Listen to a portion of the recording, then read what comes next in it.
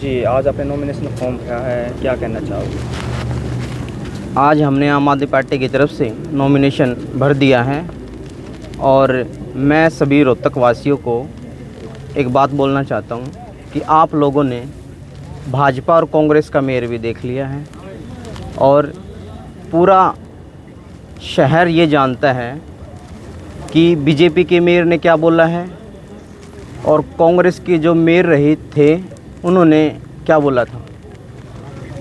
उनके पास कोई भी मुद्दे नहीं है कि वो मुद्दों के ऊपर रोहतक शहर के लोगों का दिल जीत सके। हमारे पास बहुत मुद्दे हैं और रोहतक शहर की जनता भी जानती है कि उन्होंने क्या काम किया है। सबसे पहले जनता अगर आम आदमी पार्टी के प्रत्याशी को चुनती है, यानी कि अमित खटक को चुनती है, तो सबसे पहले रोहतक की महिलाओं की सुरक्षा का जिम्मेवार मैं लूँगा। दूसरी, शहर के अंदर जितने भी ऑटो और ई रिक्शा जो भाई चलाते हैं मेरे, मैं देखता हूँ कि प्रशासन उनको कितना तंग करता है, उसकी जिम्मेवारी मैं लेता हूँ। मेरे मज़दूर भाई जब चौक के ऊपर खड़े होते हैं मज़दूरी के लिए, वो मैं देखता हूँ कि किस तरह से धूप में खड़े रहते हैं और सर्दी में खड़े रहते हैं। अगर वो मज़दूर भाई मुझे चुनते हैं तो मैं उनके लिए शहर के चौकों पर एक मज़दूर चौक बनाऊंगा और वहाँ पे उनके लिए चाय की व्यवस्था करवाऊंगा। वो चाय सिर्फ 2 रुपये में होगी। इसके अलावा शहर के अंदर जितनी भी कॉलोनियाँ हैं उन कॉलोनियों का हालात मुझे पता है और शहरवासियों को भी पता है। मैं आने वाले समय में अगर मुझे रोहतक की जनता चुनती है तो सबसे पहले जो माता दरवाज़ा के अंदर शीतला माता का मंदिर है उसका सौंदर्यकरण करवाऊंगा। इसके अलावा पालिका बाज़ार के जो मेरे व्यापारी भाई हैं उनकी हालात का मुझे पता है, उसका सौंदर्यकरण करवाऊंगा। जब भी कोई ग्राहक आएगा तो उसको ये लगेगा कि हम पेरिस के अंदर आए हैं। इसके अलावा रोहतक के अंदर जो मुख्य बाज़ार हैं, शोरी मार्केट, किला रोड, मॉडल टाउन, कैंप, उनका सौंदर्यकरण करवाऊंगा। जब भी घर से कोई व्यक्ति अपना सामान खरीदने के लिए जाएगा तो उसको ये लगेगा कि मैं लंदन के अंदर शॉपिंग करने आया हूँ। अच्छा, समस्या को किस प्रकार से देखते हैं? रोहतक शहर में जिस प्रकार की समस्याएं हैं उनके बारे में क्या कहना चाहोगे? उन्हें किस प्रकार से देखते हैं आप? रोहतक की जो समस्याएं, बहुत सारी समस्याएं हैं। अगर मैं देखूं तो हमारे सफाई कर्मचारी हैं, वो अपने तरीके से बिल्कुल अच्छी सफाई करते हैं, लेकिन कूड़ों का ढेर लगा रहता है। उसमें कहीं ना कहीं सरकार जिम्मेवार है क्योंकि उनके पास पर्याप्त साधन नहीं हैं। और मैं सफाई कर्मचारियों के ऊपर भी एक बात बोलना चाहता हूँ कि सफाई कर्मचारियों को मैं देखता हूँ, मेरे भाई बहुत ज़्यादा परेशान होते हैं। वो उनके पास वो उपकरण नहीं है जिनसे वो रोहतक शहर की सफाई कर सकें।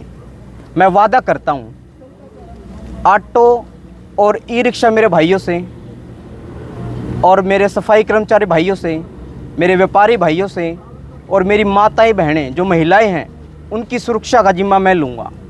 अगर रोहतक की जनता रोहतक वालों को चुनती है, अमित खटक को चुनती है, आम आदमी पार्टी को चुनती है, तो मैं ये विश्वास दिलाता हूँ कि रोहतक शहर के जो मेन आउटर हैं उनका इतना अच्छा सौंदर्यकरण करूँगा कि जब भी कोई बाहर का इंसान रोहतक के अंदर आएगा तो उसको ये लगेगा हम चंडीगढ़ के अंदर आ गए हैं। इसके अलावा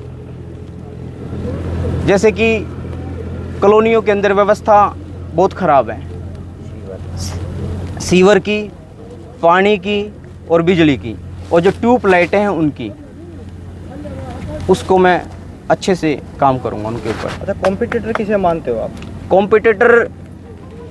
कॉम्पिटिटर की मैं बात करूं तो बीजेपी का जो प्रत्याशी है वो 4 साल 5-6 महीने दिखता ही नहीं है।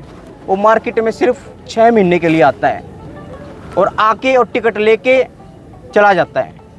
और जो उनके मेहनती कार्यकर्ता हैं वो वेट, इंतज़ार, लंबी लाइन लगी है बीजेपी के अंदर कि वो मेहनत करते हैं और टिकट कोई पैरासूट आदमी लेके चला जाता है।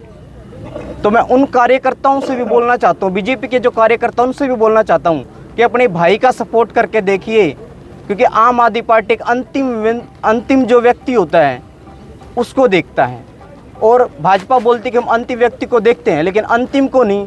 उन्होंने फर्स्ट क्लास इंसान को टिकट दिया है। और रही बात कांग्रेस की, तो कांग्रेस ने तो पैराशूट उतार दिया है। अब पैराशूट क्या है, जो कांग्रेस के अंदर जो मेहनती कार्यकर्ता जो 25-25, 30-30 साल से जो लगे हुए थे, वो बेचारे वेट में खड़े हैं, उनका नंबर कभी आएगा नहीं।